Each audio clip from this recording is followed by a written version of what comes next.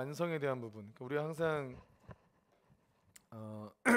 하나님께서는 완벽주의이실까요?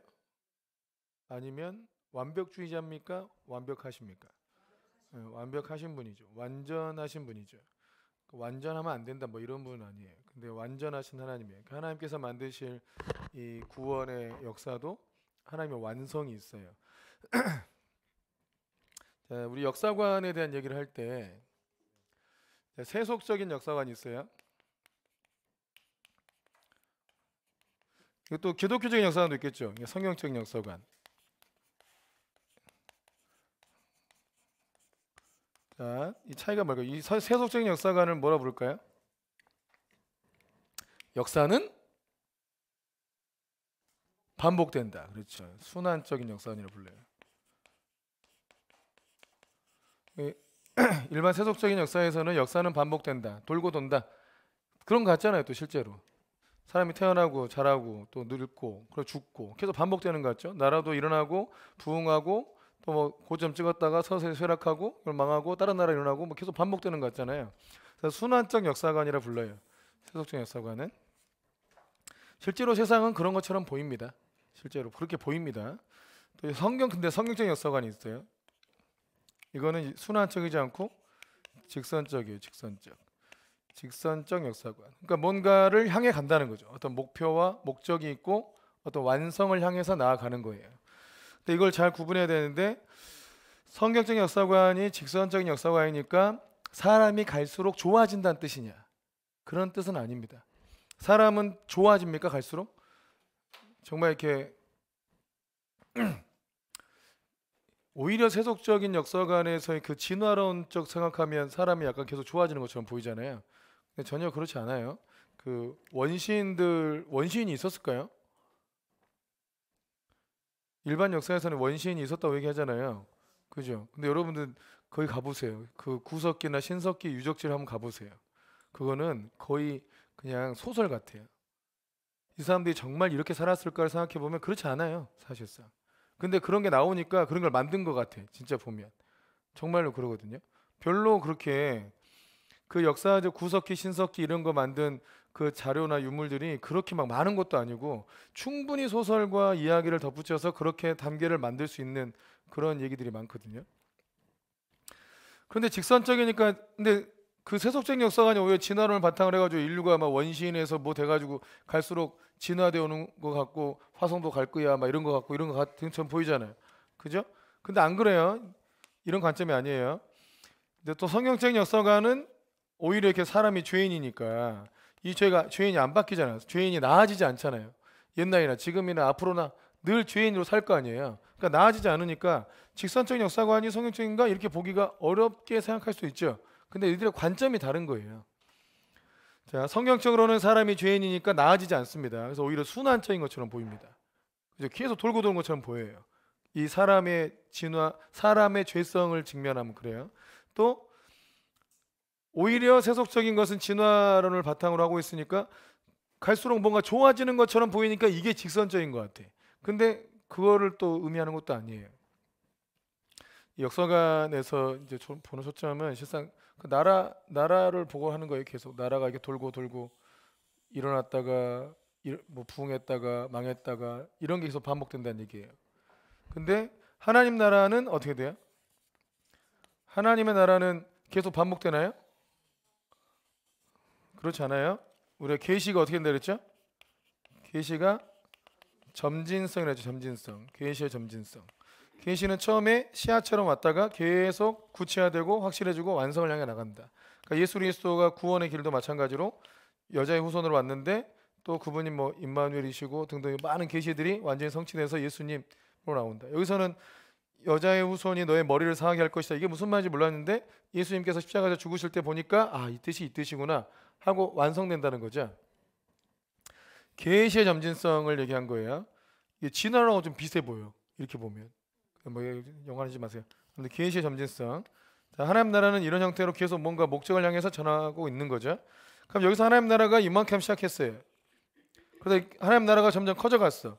더 구체화돼가고 하나님께서 의도하신 그 하나님 나라 도대체 어떻게 이루어지고 언제 이루어지고 어떤 모양이 되느냐 대해서 씨앗처럼 왔다가 예수님이 딱 십자가에 죽고 부활하신 거 보니까 야, 하나님 나라는 완전히 어떤 세상의 권력이나 권세를 잡고 움직이는 나라가 아니고 죄를 용서해 주는 나라구나. 죄가 용서받고 그 죄사함 바다에 들어갈 수 있는 나라고, 예수님이 왕이신 나라고, 하나님 나라의 능력과 권세가 역사하는 나라고, 이런 것들에 대해서 이제 더 알게 되잖아요. 그리고 결국 궁극적으로 임하게 될 하나님 나라가 오겠죠. 그죠? 이 중간에는 다윗 왕국이 일어나가지고 하나님 나라가 다윗이 통치하는 그런 시대처럼 아주 풍성하고 정말 태평성대가 이루어지겠지라고 이제 추측을 한 거죠. 그러다 예수님이 딱 오시니까, 다윗도 범죄하고 부족한 부분이 있잖아요. 예수님이 딱 오시니까 와, 예수님이 왕이신 나라가 하나님 나라구나. 근데 또 여전히 죄악이 있어. 여기서 많이 예언했던, 구약 시대에 예언했던 그런 하나님 나라가 아직 완성되지 않았어. 뭐 옛날에 우리가 그 독사굴에 어린이가 손 놓고 장난쳐도 물지 않는, 요즘 이렇게 하면 어떻게 돼요? 뒤지는 거죠. 그러니까 그런 시대가 아직 오지 않았다 이거예요. 근데 하나님 나라는 그런 나라예요. 그런 나라. 그러면 그런 나라가 이제 올 거 아니야. 이제 완성된 하나님 나라가 오는 거지. 그래서 하나님 나라는 직선적이다. 그러니까 목적형이다. 계속 갈수록 그 나라가 이루어져 가는 방향으로 간다. 근데 세상 나라들은 계속 흥망성쇠를 반복한다. 그죠? 근데 하나님 나라는 결국 완성되는 때가 온다. 그다음에 우리는 이제 우리를 향한 하나님의, 우리 삶 속에 이루어져 가는 하나님의 나라도 마찬가지예요. 하나님께서 우리에게 하신 언약은 실상은 하나님 나라를 주겠다거든요. 근데 하나님 나라는 실상은 통치권이잖아요. 통치권. 내 영혼이 구원받는 처음에 통치가 이루어졌다가 내 몸의 치유를 배우고 재정적 회복이 나타나고 관계 회복이 나타나고 뭔가 영향력이 커져가면서 이 한 사람을 통한 하나님 나라의 통치가 갈수록 커져가죠. 이런 것들이 더 커져가서 완성이 되는 게 하나님의 언약의 성취예요. 결국은. 그러니까 이게 하나님 나라, 우리에게만 하나님의 언약이라는 말씀의 씨앗이 계속 점진적으로 커져가서 결국 하나님 약속하신 그 일들이 다 이루어진 거죠. 이건 반복되는 게 아니고 직선적으로 계속 가는 거예요. 그러니까 하나님의 인도하심을 계속 받아가는 거예요. 계속. 아멘이십니까? 하나님의 말씀에 순종할 때 방해하는 게 있어요. 그게 죄성인데 그 죄성이 어떻게 나타난다? 자기 의와 자기 예의 형태로 나타난다. 이거는 그 자기 연민하고 같아요. 자기를 스스로 불쌍히 여기는 거 있잖아요. 자기를 스스로 불쌍히 여기는 것도 여러분 이거 자기 예의에 속하는 겁니다. 요 두 가지의 동기가 자꾸 하나님의 말씀에 온전히 순종하는 것을 막아요. 이걸 잘 경계해야 된다고요. 근데 제가 볼 때 우리나라에서 주님 믿으면서 종교성과 자기애를 잘 구분해서 온전히 순종하는 사람은 정말 생각해 볼 때 한 0.1%는 될 것 같아요. 1%도 안 될 것 같아요. 제가 볼 때. 그만큼 어려워요, 사실상. 근데 진짜 아주 궁지에 몰려가지고 이런 거 전혀 없이 온전히 순종하는 때가 있어. 때가 아주 어려워서 진짜 절박하게 주님을 의지해서 그 순종하는 것밖에 방법이 없을 때 막 이런 때가 있긴 해. 자기 일생 중에 몇 번 정도. 대부분은 자기 의와 자기 예로 삽니다. 근데 이거를 인지해가지고 늘 성령의 인도하심을 따라 산다는 것이 살자는 것이 우리 공동체가 추구하는 삶이거든요. 그래야 하나님 나라가 계속 전진해가. 우리 삶 속에서 팍팍 전진해 간다고요. 이런 걸 잘 끊어낼 줄 알아요. 여러분, 근데 이거는 분명히 문제가 있는 삶이기 때문에 반드시 문제를 일으킬까요? 안 일으킬까요? 일으켜요. 누군가를 불편하게 해요. 물론 그런다 해서 성령의 인도하심을 온전히 따라가는 사람은 아무도 안 불편하게 하냐? 그렇지 않죠. 죄성을 따라가는 사람을 불편하게 하죠. 죄성을 따르는 사람은 성령의 인도함 받는 사람을 불편하게 하고. 이해되십니까? 자, 이거 잘 기억하세요. 진짜로. 이거 식당에서 이게 많이 일어났어. 우리 예전에 그 식당 주방에서 봉사분들 돌아갈 때, 그때 뭐 원룸에서 사는 청년들이 꽤 있으니까 또 엄마하고 요리 잘하고 이러니까 요리를 맛있게 해줬잖아요. 그래서 마음의 동기는 뭐였냐면 우리 원룸에서 사는 우리 청년들 정말 주일이라도 맛있게 먹이고 싶다. 얼마나 사랑에 충만해요? 정말 사랑이었을까요? 정말 형제를 사랑하는 사랑이었겠지, 그죠? 사랑이었겠잖아요, 맞죠? 근데 그것만 있었을까? 그것만 있지 않았다는 게 문제예요. 내가 박 권사보다 요리 잘해. 내가 어떤 권사보다 요리 잘해. 이런 것 좀 막 드러내주고 싶은 마음도 있었을까요? 없었을까요? 네? 자기 이유가 있죠. 자기 이유가 있어. 그러다가 자신의 돈도 쓰다가 어려우니까 그걸 안 하면 되는데 교회 재정을 허락도 없이 썼어요. 나중에 청구하셨어요. 누가 여기다 돈을 지금 교회 밥 먹다가 지금 몇백만 원 쓸 판이냐, 왜 이런 거 하냐. 난 다 자기 돈으로 하신 줄 알았어요. 근데 아니야. 나중에 청구하시더라고. 누가 그렇게 하라 그랬냐고. 그러니까 막 또 청년들 밥 먹여야 되는데 내가 돈이 없는 걸 어떻게 해요? 너 어떻게 해요? 어떻게 난 어떻게 해요? 여기로 가죠. 패턴이 똑같아요. 자기 우로 갔다가 자기 연민 갔다가 또다시 자기 우로 갔다, 이게 왔다 갔다 하는 거예요. 어차피 죄성의 동기로 움직인 거기 때문에. 그 사람의 반응을 예측하기가 아주 쉬워요. 그죠? 맞죠? 대부분 부모님들이 다 이렇게 반응하죠. 내가 너를 어떻게 키웠는지 아니? 내가 너를 어떻게 고생해서 키웠는지 알아? 그런데 네가 어떻게 나한테 이럴 수가 있어? 내가 너 어떻게 키웠는지 알아? 그런데 네가 나를 어떻게 나한테 이럴 수가 있어? 이거 계속 요거 왔다가 두 개밖에 없어. 그분들은 계속 얘기가 레파토리가 이래 다. 내가 이렇게 힘드니까 내가 이렇게 해달라고 이랬다가 너희들 나 아니었으면 어떻게 됐겠어? 막 이러고 계속. 그죠? 잘 분별하셔야 돼. 잘 분별하셔야 돼.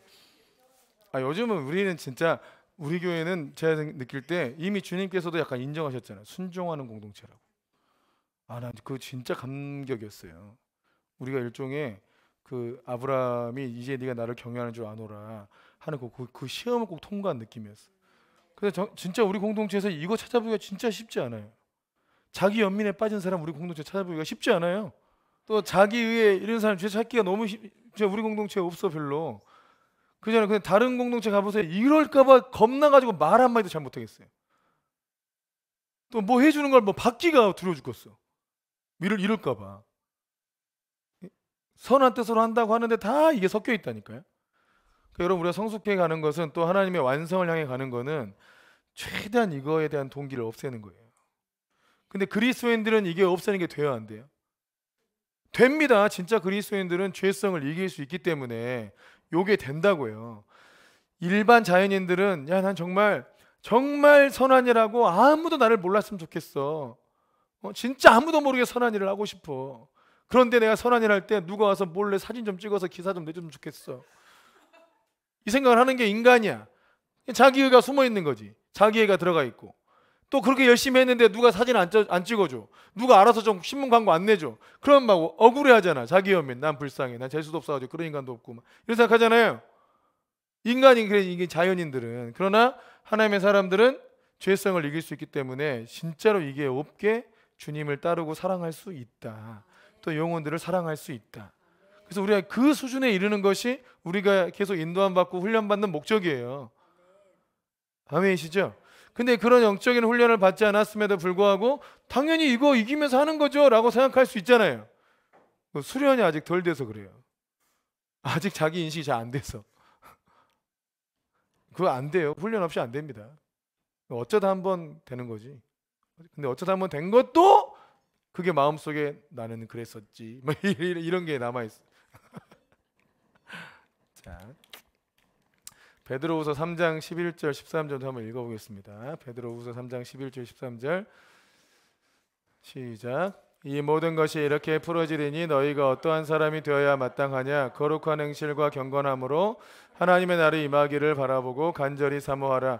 그날에 하늘이 불에 타서 풀어지고 물질이 뜨거운 물에 녹아지려니와 우리는 그의 약속대로 의가 있는 곳인 새하늘과 새 땅을 바라보도다. 의가 있는 곳, 새하늘과 새 땅, 하나님의 완전한 의가 성취된 그곳이 예비되어 있습니다. 그곳을 향하여 가고 있는 거예요. 우리 인류의 역사는. 하나님 나라도 그곳을 향하여 가고 있는 것이죠. 그래서 인류는 하나님 나라의 역사가 있어요. 하나님 나라가 완성을 향해서 가고 있어요.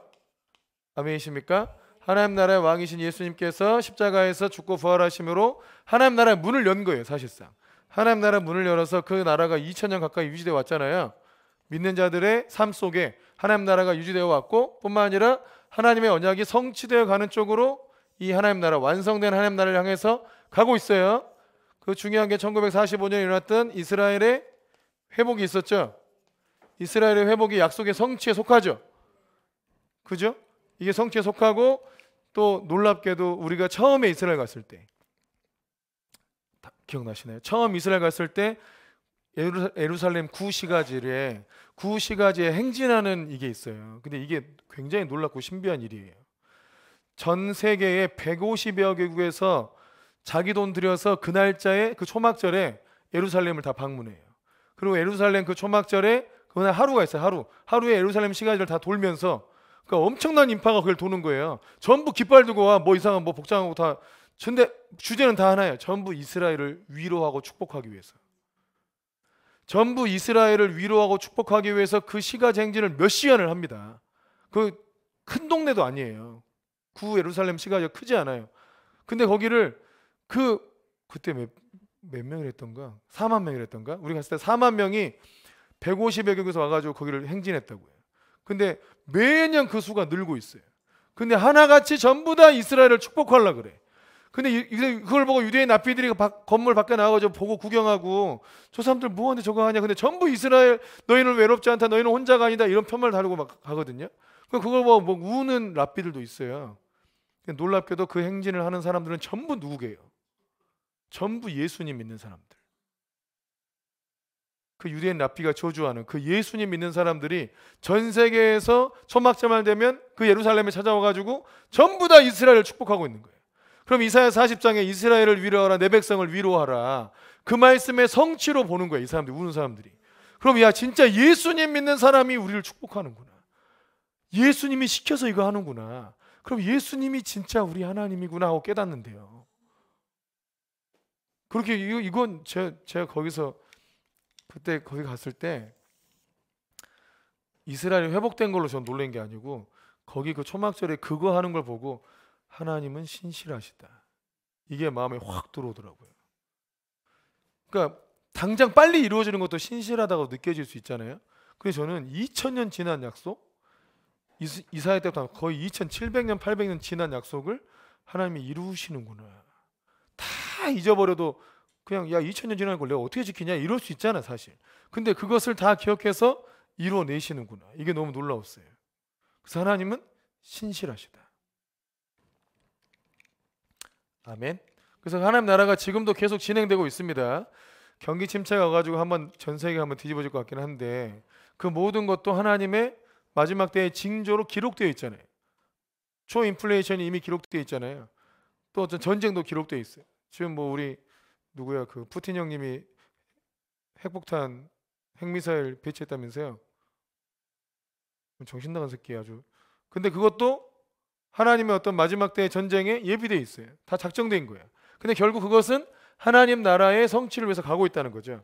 그러니까 하나님 나라 가고 있고 세속의 나라이죠. 세속의 나라. 세속의 나라도 계속 뭔가 순환하면서 돌고 있지만 하나님의 나라가 계속 전진하고 있다. 그리고 세속의 나라에서는 뭐가 일어나겠어요? 이제 가다 보면 뭐가 나와요? 이제 적그리스도가 나오죠. 세상의 군왕들은 전부 적그리스도의 하수인입니다. 세상에서 뭐 정치인들 전부 적그리스도의 하수인이에요. 이들 중에 누가 나오는 거예요. 그러다가 이것도 하나님 나라의 계획 속에 포함되니까 주의 재림과 함께 적그리스도가 완전히 죽게 되고 주님의 나라가 이제 오는 거죠. 그래서 세상은 순환하는 것 같으나 하나님 나라를 딱 보고 있으면 그 나라는 계속 전진하고 있어요. 그리고 하나님 나라의 원리대로 일이 풀어져 가고 있다 이거죠. 그래서 하나님 나라는 직선적인 역사입니다. 완성을 향해 가고 있는 거다. 자, 이사야 65장도 읽겠습니다. 이사야 65장 시작. 보라 내가 새 하늘과 새 땅을 창조하나니 이전 것은 기억되거나 마음에 생각나지 아니할 것이라 너희는 내가 창조하는 것으로 말미암아 영원히 기뻐하며 즐거워할지니라. 보라 내가 예루살렘을 즐거운 성으로 창조하며 그 백성을 기쁨으로 삼고 내가 예루살렘을 즐거워하며 나의 백성을 기뻐하리니 우는 소리와 부르짖는 소리가 그 가운데서 다시는 들리지 아니할 것이며 거기는 날수가 많지 못하여 죽는 어린이와 수완이 차지 못한 노인이 다시는 없을 것이라. 곧 백세에 죽는 자를 젊은이라 하겠고 백세가 못되어 죽는 자는 저주받은 자이리라.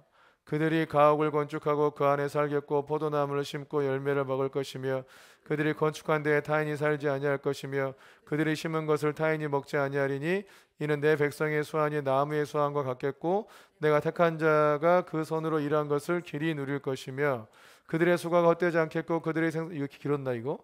그 복된 자손이라 뭐 그들과 같을 것임이니라. 그들의 수명이 나무의 수완 것 같다잖아요. 그때 제 미국 갔을 때 사진 보내드렸죠. 그 2,800년 된 그 나무. 이게 안 죽어요 나무가. 뭐 번개 맞거나 누가 이게 뭐 죽이지 않으면 안 죽어 나무는. 계속 자란다고요. 그래서 그 산이 그 거의 꼭대기 쪽에 그 나무가 딱 그 더 제너럴 셔먼 트리라고 이게 있는데 올라가는 길이 너무 힘들다니까요. 그래서 누가 건들지 않은 거야 거기. 그래서 이렇게 오래 산 거예요. 아무튼 그 나무에 수한 것 같다. 이게 아마 천년왕국 때 얘기를 한 것 같습니다. 자 19번에 보면 완성된 하나님 나라가 있다는 것은 당신에게 어떤 의미가 있습니까? 자 요한복음 14장 2절에서 3절 보면 자, 내 아버지의 집에 거할 곳이 많도다. 그렇지 않으면 너에게 일렀으리라. 내가 너희를 위해서 거처를 예배하러 간다. 예수님께서 우리를 위해서 거처를 예배하러 가신대요. 내가 갈 곳이 있다는 게 얼마나 감사해요. 또 3절에도 3절 가서 너희를 위하여 거처를 예배하면 내가 다시 와서 너희를 내게로 영접하여 나 있는 곳에 너희도 있게 하리라. 그러니까 이 표현이 우리가 잘못하면 천국으로 데리고 가겠다 이렇게 그냥 예측해 버릴 수 있는데 주님은 그렇게 약속한 게 아니고 내가 있는 곳에 너희도 있게 하겠다 하신 거예요. 주님께서 하늘에서 내려와서 이 땅에 새하늘과 새 땅을 만드시기 때문에 우리가 이 땅에서 주님과 영원히 함께 할 것입니다. 근데 새로운 땅이겠죠. 새로운 하늘과 새로운 땅이 나오는 거니까. 히브리서 10장 11장 시작. 이는 그가 하나님이 계획하시고 지으실 터가 있는 성을 바랐음이라. 그들이 이제는 더 나은 본향을 사모하니 곧 하늘에 있는 것이라. 이러므로 하나님이 그들의 하나님이라 일컬음 받으심을 부끄러워하지 아니하시고 그들을 위하여 한 성을 예비하셨느니라. 그들을 위하여 한 성을 예비하셨다. 새 예루살렘 성. 이거 누구 얘기예요? 근데 아브라함 얘기 아니에요? 그죠? 그 앞에 구절. 그가 하나님이 계획하시고 지으실 터가 있는 성을 바랐음이라. 그죠? 9절 봐보세요. 믿음으로 그가 이방 땅에 있는 것까지 약속. 이거 누구예요? 누구? 그죠? 아브라함 얘기잖아요. 그러니까 아브라함이 이 땅에서 아들 낳고 뭐 좀 이렇게 잘 살고 이걸 기대하고 산 게 아니라는 거죠. 자, 10절 봐보세요. 자, 하나님이 계획하시고 지으실 터가 있는 성을 바랐음이라 했잖아요. 그러니까 아브라함이 실상 바라보고 산 곳은 어디예요? 그래서 그 새 예루살렘 성. 하나님께서 계획하시고 지으실 그 성에 들어갈 것을 바라보고 살았다는 거예요. 그러니까 아브라함의 믿음에 이르려면 우리가 그거 바라보고 살아야 돼. 우리가 이 땅에서 하나님이 유업을 풀어주겠지, 이 땅에서 뭔가 재물을 부어주겠지, 이게 아니고 내가 뭐 자녀를 많이 낳아서 뭐 거부가 되겠지 이런 건 아니고 아브라함이 실제로 믿고 바라본 것은 하나님이 계획하시고 지으실 터가 있는 바로 그 성, 그 새 예루살렘 성, 우리가 궁극적으로 가게 될 그 성, 거기를 바라보고 살았다는 겁니다. 이게 굉장히 좀 차이가 있는 것 같아요, 없는 것 같아요? 이거 목표를 어디에 두냐에 따라 사람이 다르죠. 우리가 월드컵 우리가 2002년도에 우린 16강 가는 게 목표였잖아요. 한 번도 16강을 못 갔으니까 16강 가고 딱 가니까 이야 우린 꿈을 이룬 것처럼 엄청 좋아했는데 그때 히딩크가 뭐라 그랬어요? 난 아직도 배고프다. 그 말이 충격이었어. 그때 16강 간 게 어디야? 뭘 또 이길라 그래? 근데 그는 아직도 배고프대. 그랬더니 우와 8강에 갔네? 우와 이거야 아직도 배고프대. 그 4강 가고 돌아버린 줄 알았어요 그때 진짜. 4강 가니까 이게 꼭지였지 그때가. 꿈은 이루어진다 이랬다가 꿈 무너졌잖아. 모두가 다 이제 결승까지 갈 줄 알고 아주. 평소에 그때 그러니까 히딩크가 그 당시에도 우리나라는 16강이 목표기 때문에 체력 단련을 잘 안 했어요. 그러니까 히딩크가 우리나라 와가지고 우리나라가 우리나라 축구를 평가할 때 기술은 없는데 정신력, 체력 좋다 이렇게 했거든요. 기술이 없다 그랬어요. 근데 히딩크가 와가지고 우리나라 선수들 보고 기술이 참 좋은데 체력이 없다 그랬어요. 완전 정반대야, 평가가. 그럼 우리나라 국가대표 감독들은 16강이 목표이기 때문에 지금 있는 체력으로도 16강까지는 가요. 그래서 기술 연마하고 팀플레이 이런 걸 많이 했어요. 근데 히딩크는 체력이 부족해. 아니 16강은 갈 체력이 있다니까요. 근데 16강 갔다가 다 퍼져요. 8강을 못 뛰어. 4강도 못 뛰어. 또 3, 4위전도 못 뛰어. 결승도 못 뛰어요. 지금 체력으로는 16강 가면 그냥 기적이야. 근데 그 뒤에 8강, 4강 뭐 결승이 있는데 체력이 떨어진다 이거예요. 그래가지고 체력 훈련을 엄청나게 시킵니다. 그것 때문에 잘릴 뻔했어요. 계속 체력 훈련만 시킨다고. 그거 안 따라가다가 홍명보가 잘릴 뻔했어요. 홍명보는 우리 스타였잖아요, 스타. 홍명보 자른다 그러니까 국민들이 날렸잖아요. 근데 그 왔다 갔다 뛰는 거, 그거 막 뛰었다 다시 돌아오고 이거 있죠. 이걸 100회 하라 그랬거든요. 못해요, 100회 우리 거의 힘들거든요. 홍명보가 나이 들어가지고 그거 하기 어려운데 끝까지 할 때까지 겨우 계속 경고 줘가지고 딱 통과시켰어요. 체력을 키웠어요. 왜냐하면 히딩크의 목표는 우승이니까. 우승하려면 16강에서 체력 떨어지면 못한다. 8강, 4강, 결승 다 가야 된다. 그러니까 체력을 엄청나게 키운 거라고요. 그러니까 목표가 다르면 내가 지금 어떻게 살아야 될지가 다르잖아요. 그죠?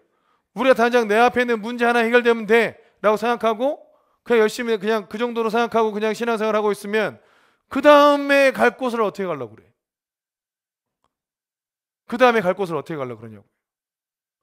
근데 우리 주님은 실상 우리 인생 전체를 놓고 훈련시킬 뿐만 아니라 영원한 성이 있는 그곳을 바라보고 주님께서 훈련시킬 거 아닙니까? 인도하시고. 그러니까 우리는 당장 내 앞에 있는 문제가 해결돼야 되는데 주님은 야 네가 평생의 믿음의 흔적을 남겨 살아야 되는데 왜 눈앞의 것만 해결하려고 하느냐. 관점이 아예 다르잖아요. 그죠? 근데 보세요. 우리나라는 16강 보내려고 우리나라 국가대표 감독들이 그렇게 노력했어요. 히딩크는 우승시키려고 했어요. 근데 누가 됐어요? 우리는 우승이 목표야. 미쳤다 그랬. 미쳤다고.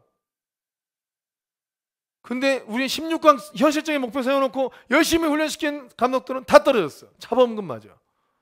네? 차범근이 얼마나 대단한 사람인지 아시죠? 차범근이 했는데도 안 돼. 그분 기도하는 집사님이고 막 이런데 안 돼. 16강이 안 돼. 16강을 목표로 했기 때문에 안 돼요. 근데 히딩크는 우승을 목표로 했으니까 이게 되는 거예요. 이게 말도 안 되는 목표가 오히려 이루어지는 거예요. 실제로 통계적으로 이루어질 가능성이 있는 목표를 세운 사람하고 이루어질 가능성이 없는 목표를 세운 사람들 중에 실제로 이루어질 확률이 이루어질 가능성이 없는 목표를 세운 그 목표가 이루어질 가능성이 높대요. 실제 통계적으로도. 그래서 꿈을 크게 품어라. 큰 그림을 그려라. 이게 이상한 얘기가 아니에요. 우리 1년에 1명 전도합시다. 이렇게 한 거하고 여러분 1년에 우리 100명 전도합시다. 이거 한 거하고 여러분 마음에 진짜 목표를 세울 때 내가 올해 100명을 전도해야겠다. 우리 한 명씩 100명씩만 딱 전도해봐. 몇 명이야 지금. 그냥 그 순간 그냥 바로 우리 대형교대네. 내가 올해 1명 전도해야지 이 목표를 가진 사람하고 내가 올해 100명을 전도해야겠다. 이 목표를 가진 사람하고 실제로 이루어질 확률이 뭐가 높아요? 100명이 높다는 거예요. 한 명도 못하는데 어떻게 100명을 해? 이렇게 생각할 수 있죠. 근데 달라요. 왜 다른 줄 아세요? 내가 목표가 한 명이야. 한 명만 잘 데려오면 돼. 분명히 목표를 세운 거예요. 내가 한 명만 잘 데려오면 돼. 길고 다니면서 딱 만나. 딱 만났더니 뭐 얘기하다 보니까 얘 교회 오면 너무 말이 많겠다. 제껴. 딴애 만나. 딴애 만났더니 얘 너무 인색한데 밥 한 번도 안 사네. 너도 제껴. 또 만났더니 뭐 이래.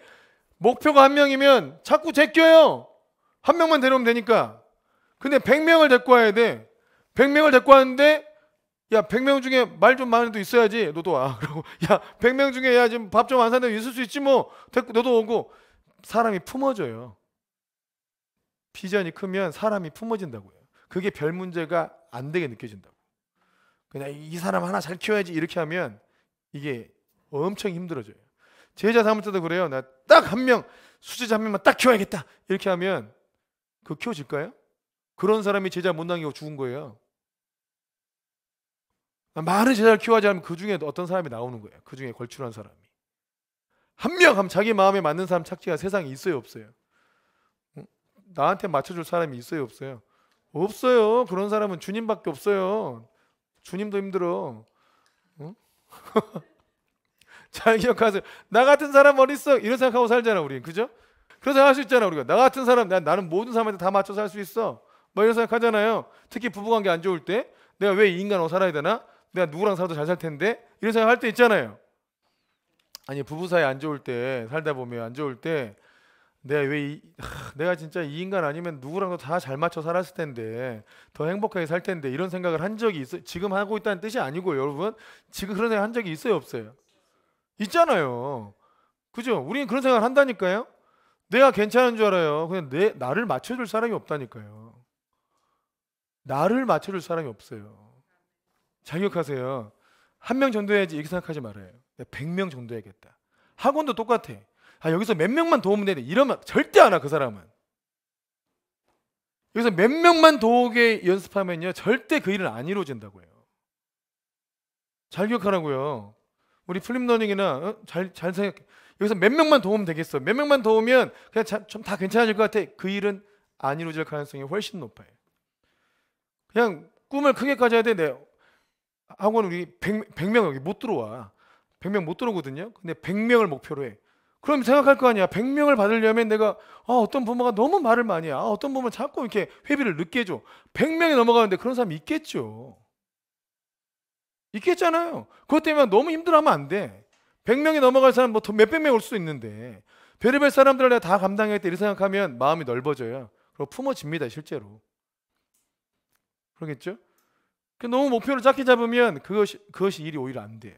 이거는 제가 꼭 그렇게 된 건 아닌데 제가 생각해 보니까 그런 것 같아요. 제가 생각을 해볼 때 제가 하나님께서 주신 목표가 아닌데 제 비전일 수도 있는데 아니면 제가 세운 목표가 그 상암 월드컵 경기장에서 전도 집회를 하는 거였어요. 10만 명 들어간다 하더라고요. 그러니까 10만 명씩 내가 10번 해가지고 100만 명을 전도하겠다 이런 마음이 있었어요. 그러니까 내가 원체 꿈이 없으니까 그런 걸로 막 부풀렸던 것 같아요, 제가. 그러다 이거를 하나님께서 한번 버리라 해가지고 버리고 다시 품으로서 품고 이랬는데 제 마음속에 한번 품었으니까 그 그림이 있잖아요. 수만 명의 군중 앞에서 말씀을 전하는 어떤 그림을 늘 그렸을 거 아니에요. 내가 일일이 개인적으로 내가 평생 가기 전에 10명한테 복음을 꼭 전하고 제대로 변화된 10명의 제자를 세워야지 이렇게 한 게 아니라 정말 이렇게 몇만 명 앞에서 내 복음을 전해서 그 영혼들을 구원해야겠다 이렇게 마음을 먹고 생각을 하고 하다 보니까 메시지를 전할 때 자꾸 그 생각이 나요. 그리고 사람 많이 모인 게 별로 안 두려워요. 이렇게 모일 때가 제일 두려워요. 여러분 아세요? 어차피 많이 모이면 나도 그 사람이 안 보이고 나도 나이 안 보여. 그러니까 별로 그런 게 안 두려워. 그리고 실제로 제 부교육제 했을 때 거기 본당에 거의 한 2,000명 모였을 때잖아요. 2,000명 앞에서 매일 찬양이 되잖아. 매주. 안 무서워요. 어차피 안 보여.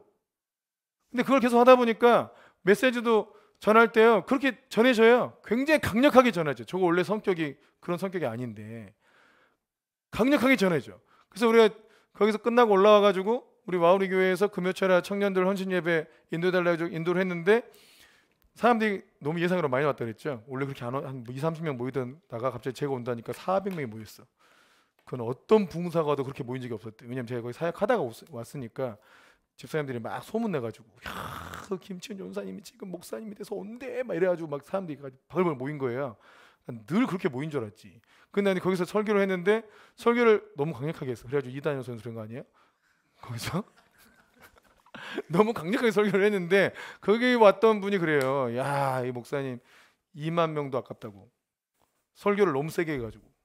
근데 그런 자리에서 그렇게 생각을 하고 어떻게 보면 젊어서부터 이렇게 지내와다 그런지 몰라도 원래 제 성격이 설교를 잘할 수 있는 성격이 절대 안 돼.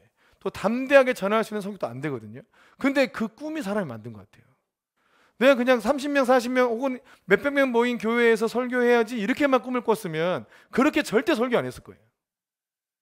근데 제가 하나 또 기억나는 거는 제가 와우리 교회에서 그 주일 오후 때마다 목사님이 이제 부교육자를 돌아가면서 설교를 시켰거든요.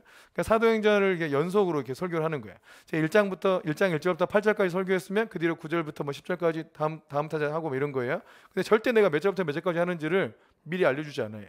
주보에서 확인해야 돼. 그러니까 그 다음 사람은 주보에서 확인하고 그 다음 본문을 잡는 거죠. 좀 당황스러울 거 아니야. 근데 이제 찬양 대회를 한 거예요. 찬양 대회 한다고 앞에 강대상을 좀 이렇게 좀 올리고 무대를 만들었는데 그때 하필 제가 설교했어요. 딱 15분만 하라 그러시더라고. 근데 무대 딱 올라가니까 우와 완전 떨려. 이 높이가 굉장히 떨리는 그 높이인 거예요. 담임 목사님도 나오셔가지고 와 이거 너무 떨린다고 어떻게 김치훈 전사 여기서 이렇게 설교했냐고 앞으로 설교 잘하겠다 이렇게 칭찬해 줬거든요. 근데 진짜 앞에 엄청 떨리더라고요. 근데 설교는 잘했어요. 그래서 제가 그때도 내가 왜 이런 자리에서 좀 약간 강함을 보이지? 이게 저한테 의문이었어, 의문. 근데 지나고 보니까 그 제가 대학교 때부터 계속 상암 월드컵 경기장에서 진짜 내가 10만 명 모아놓고 전도 집회 할 거다. 근데 거기서 생각하고 막 강력하게 전할 거 아니에요. 거기서 막 속삭일 수 없잖아요.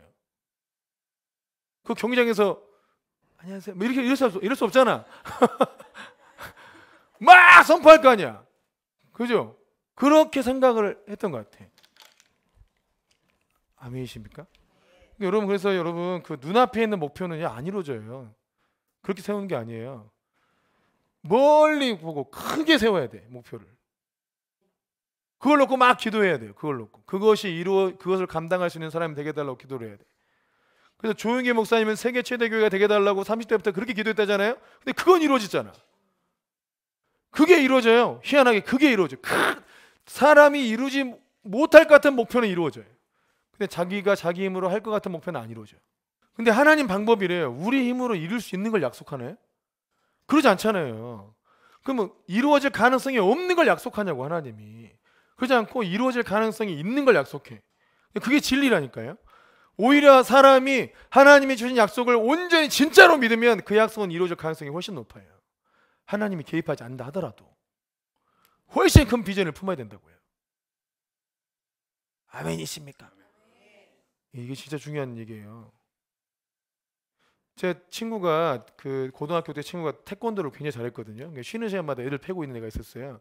태권도를 너무 국가대표 훈련을 하는 애요. 국가대표 훈련을 했던 애인데 걔가 초등학교 때 국가대표로 되려고 착출돼서 훈련 받았다 하더라고요.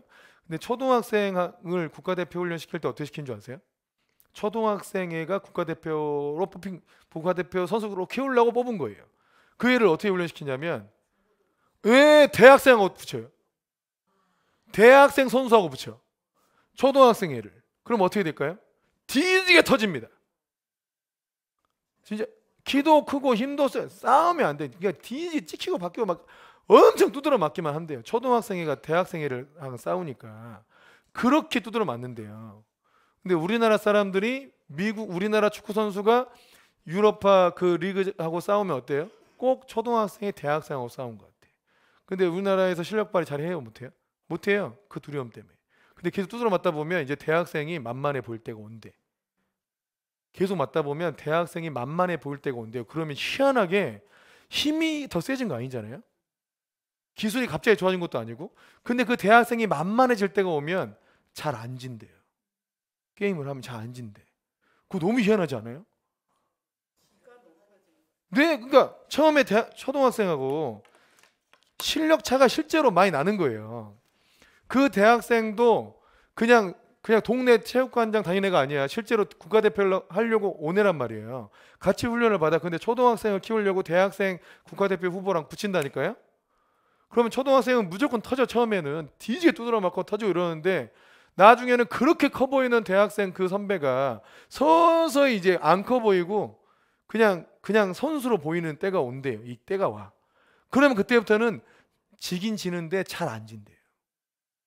처음에는 뭐 몇 시점 차로 진대. 근데 지긴 저도 약간 자기들 비싼 또래에서 지는 것처럼 진대. 실력이 는 게 아니잖아요, 자기가. 무슨 말? 이 기세 싸움이에요. 4억 내가 할 수 있을까? 이래도요, 이게 기세 싸움이에요. 미인은 누가 얻는다? 그래서 용감한 사람이 얻는 거 보면 미인의 남편들이 대부분 못생겼어. 걔네들은 용기만 있어요. 기세 싸움이에요. 그 미인들을 보면 남자들이 쫄아요. 그래서 저 여자가 날 좋아하겠냐 이런 생각이 들어. 그러니까 시도도 안 한다니까요.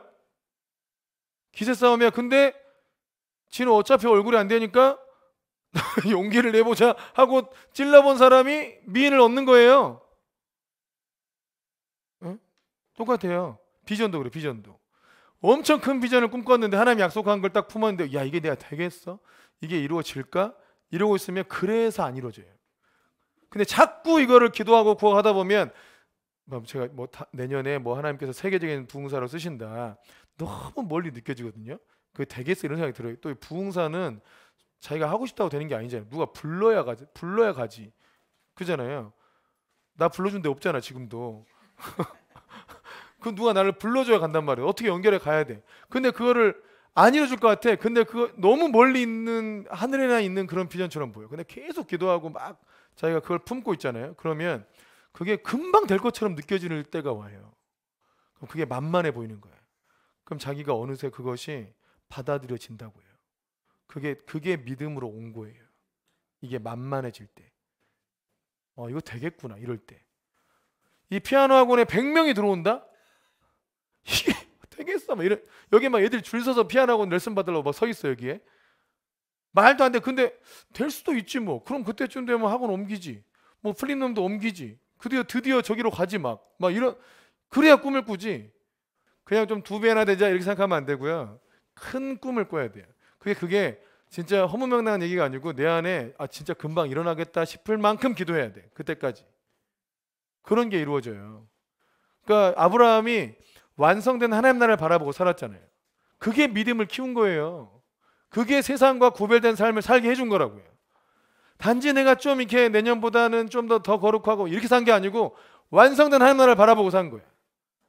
그러니까 이 땅에서 내가 뭐가 아쉬워? 내가 완성된 하나님 나라가 있는데, 내 본향이 있는데 이 땅에서 뭐가 아쉽나? 솔직히 생각해 보세요. 부부관계에 문제 있다고 하나님 나라 가는데 문제 있어요? 별 문제 없어요. 근데 우리는 당신 남편이 바뀌어야 돼. 내가 지금 바뀌어야 돼. 이거 너무 여기에 있다 보니까 그러다 실수한다고 더. 그러다 내 마음 더 조급해지고. 그러다가 믿음이 더 떨어져 버리고 또 낙심해 버리고 이런단 말이에요. 근데 완성된 하나님 나라를 바라보고 사는데 또 주님이 다시 오셔가지고 완전히 대심판 내릴 때 그때 내가 내 믿음을 지켜야겠다. 이 기준으로 살면 옆에 지금 별다른 문제가 그렇게 큰 문제가 안 돼요. 그러니까 그 마지막 때를 그 기준으로 나를 딱 계속 연단하고 살아야 된다고. 아멘. 그래서 본향을 완성된 하나님 나라가 있고 그 나라를 바라보고 그 나라가 내게 실제다. 아멘이십니까? 그 나라가 내게 실제다 라고 이미 가지고 있는 듯 믿고 사는 것이 여러분 우리를 엄청나게 키웁니다. 우리 삶을 굉장히 여유롭게 합니다. 그 눈에 보이는 게 없는 그때에 하나님의 약속을 진짜 바보 천치처럼 그냥 굳게 믿고 있어야 돼.